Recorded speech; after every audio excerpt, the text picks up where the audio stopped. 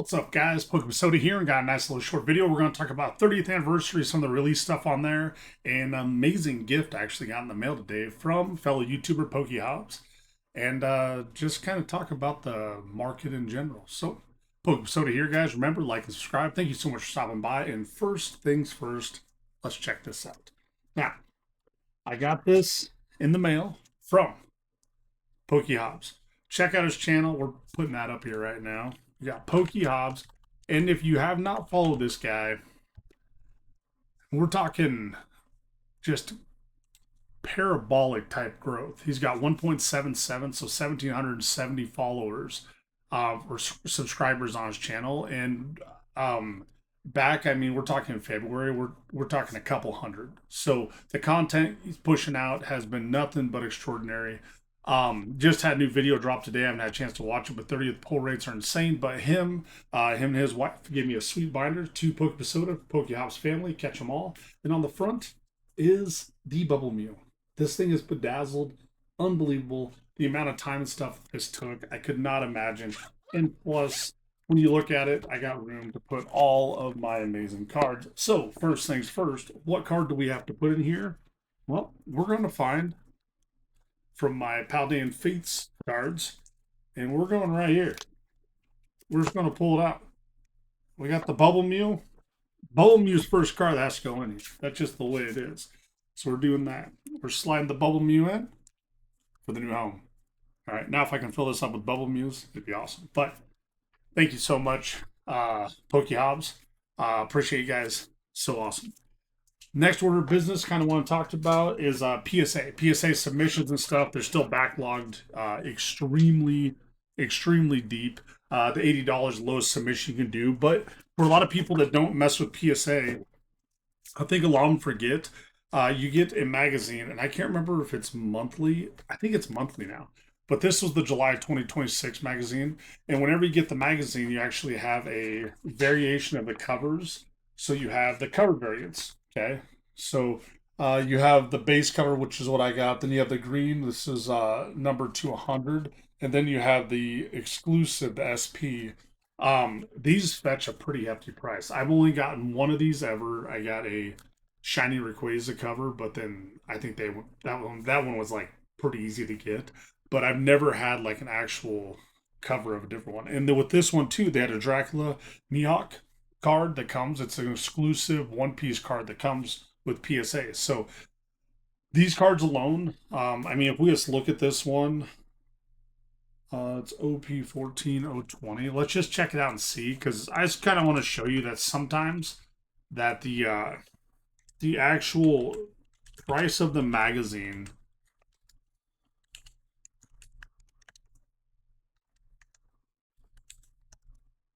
Let's see if it's on there. Oh, yep, right there. There's no way that's selling for $125. Let's check it out. Oh my gosh. 165 bucks, $92.98. So this, like, your subscription to PSA is like $200 a year. Right here, if you sell this magazine plus this, you're going to be over 200 bucks right there. So yeah, it's so wild. $160. That's so nuts. 95. Yeah, it's crazy. Some of these cards go absolutely nuts, and they actually grade out pretty well. One Piece does in general. One Piece is pretty good. So I want to put that card back there, put the magazine there. Okay, now going with that, what we're going to do is we're going to talk about the 30th celebrations type stuff, and let's just kind of talk about it. All right. I've watched videos from Danny Phantom. I've watched videos from Rudy from Alpha Investments. And I think the consensus is that these actual, not necessarily the pull rates as much, but the actual amount of this product that's being pushed out is going to be a lot. So for people going with the 30th is going to come out, and it's not going to be short print or anything like that. It seems like it's going to be coming out in pretty big waves. Evolving Skies was the last one that I really seen that did this, and even Crown Zenith for a while there, I would say, did it, but they came out in huge waves. We're talking first, second, third, fourth, and fifth print type stuff. Evolving Skies, I remember for definite, like, I remember that thing came out so many different times. So what that means with the 30th is where I would probably put a lot of my focus on right now is getting some 30th right off the bat, but I would not overpay a ton for 30th right now. What I would focus on is Destined Rivals. So my guy that's local here that gets a little bit of distro, his first person came to him with some Destined Rivals stuff. He's getting ETBs. He's getting booster boxes. He's getting ETBs. I mean, they're roughly around the MSRP price, and booster boxes are not at the actual price what you'd be paying for market value. They're lower than market value, but they're definitely higher than like an MSRP.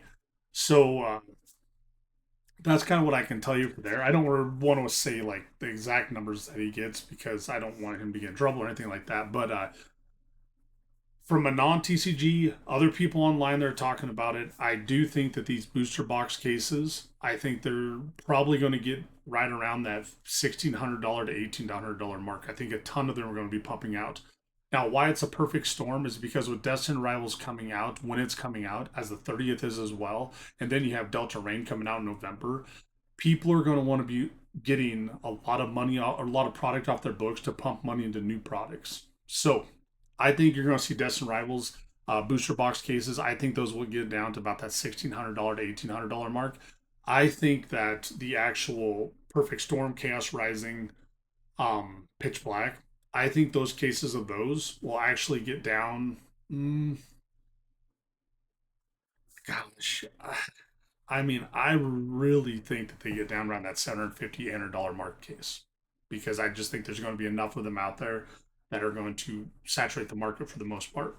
Now with Destined Rivals again, ETB, cases, I'm in at $1,000 on them. That's what I'll do. Anywhere from about $1,000 to $1,200, I will go. Anything less than that, of course, I definitely will do. I want to put about $4,000 or $5,000 into the market just on Destined Rivals while the getting is good. So, what I've been talking about is it ETBs or booster boxes? What's the best to invest in? Well, that's kind of up to you. Here's my take on it, okay? Not a financial advisor. I'm not a guru. I'm not a genie. I'm not a gypsy. I think that if you can get ETBs at $100, I think they will be at $300 before a booster box at $300 is $900. I think they will triple faster, okay? So that means, you can look at it this way. Let's say you buy a case of booster boxes at $2,000, and then it goes to $4,000, and you're going saying, "Well, hey, I got $4,000, 2,000 doubled my money. That's great." But if you were to buy two cases of ETBs for $2,000, $1,000 each, okay, I think those will get to $6,000 because they will triple before the booster boxes triple. I don't see the booster boxes tripling as fast as ETBs will. That's my take. That's kind of how I'm going to go with it. Um, it's just kind of how I see it. And like I said before in some other videos, once you get to the point where booster boxes hit about that $2,500 mark and they start going up from there, they just don't sell as fast. People hold on to them for the most part. So that's just a single booster box. The booster boxes I've seen that have started to become very stagnant are the Fusion Strike ones. I think those have become very stagnant. Okay. They've just kind of kept an even keel. Evolving Skies, even, I think it's kept a pretty even keel. A lot of the Sun and Moon and XY stuff, I think they've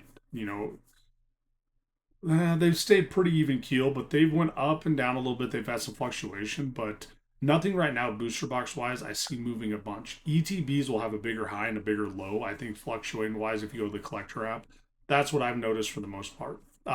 For instance, the Paldean Fates ETBs, those fluctuated easily about 15% up or down. Okay, the booster boxes for Paldean Fates, there isn't such a thing, but for some of the booster boxes you see, like Brilliant Stars is still one that's a pretty good price. Silver Tempest from Sword and Shield as well. Those have been fluctuating about 10%, give or take. So do what you want with it. Those are just some piece of advice that I definitely have. But for the most part, just wanted to give a big, big shout to the Hobbs family. Thank you so much. This thing is epic. Uh, I couldn't be happier. It's so cool. And it's got the baby bubble inside. So it's got the big bubble, baby bubble. Love it. It's awesome. Um, so excited about that. Other thing I'd like to say again is if you are not a PSA member, you don't have to send stuff in. These magazines are worth getting.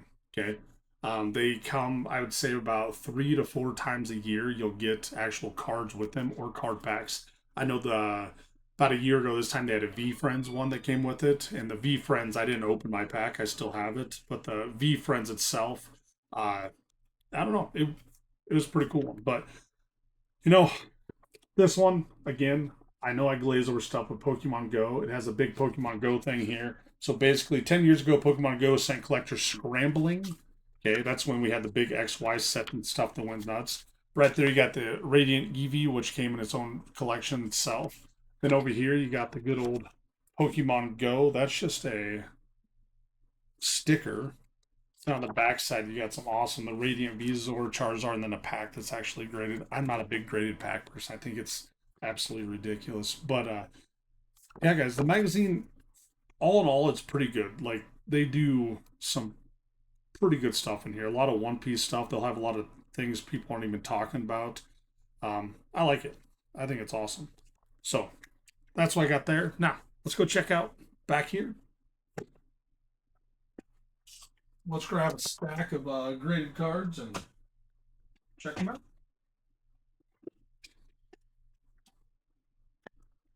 Actually, so I'm going to take away some of these because I know these ones are One Piece. I'm not even going to go with that.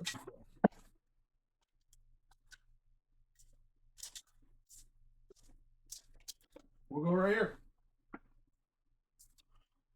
I got the Rayquaza again. This is from the it's SWSH 029. This is from the good old Sea and Skybox. That thing is going nuts right now. It's like a $350, $400 card. Then we got a good one. This is from Sun and Moon Unbroken Bonds. This is the Greninja and Zoroark GX Rainbow tag team card. Got PSA 8 right there. I'm not sure if that's worth. Got the Umbreon V. That's from Brilliant Stars. That's the TG card. Then we got the Raikou V, the GG card. That's from Crown Zenith. We got a Radiant Charizard from Crown Zenith. Very cool looking card. Again, all these are going to be in 8s or 9s or something around there. Then we got the Simiser V Star, which I think is one of the best cards. I think it looks so cute. Wardle. We got Wardle from 151. Then we got a Greninja V Star or Giratina V Star. I mean, all right. This one right here is from Lost Origin. That set's actually going down in price right now. Then we got the big old Blastoise EX. That's from 151. That's the full art right there. Then we got the original Leafechu. That's from the Galarian Gallery from Crown Zenith. Then we got Cynthia's Ambition, one of the hardest hitting cards I thought from Crown Zenith for a trainer. Unbelievable. PSA 8 on that one. Another Rayquaza, SWSH 029. Erica's Ivysaur. This is a good old one from Gym Heroes. Or Gym Challenge, I mean. PSA 7. That's a old school one. Bulbasaur. Unbelievable. That's from base set, I think. Yeah. Base set Bulbasaur in a PSA 7. You got Miraidon Pokemon Center exclusive and an excellent 5. This is no freaking way. It can't have damage on it. A 5?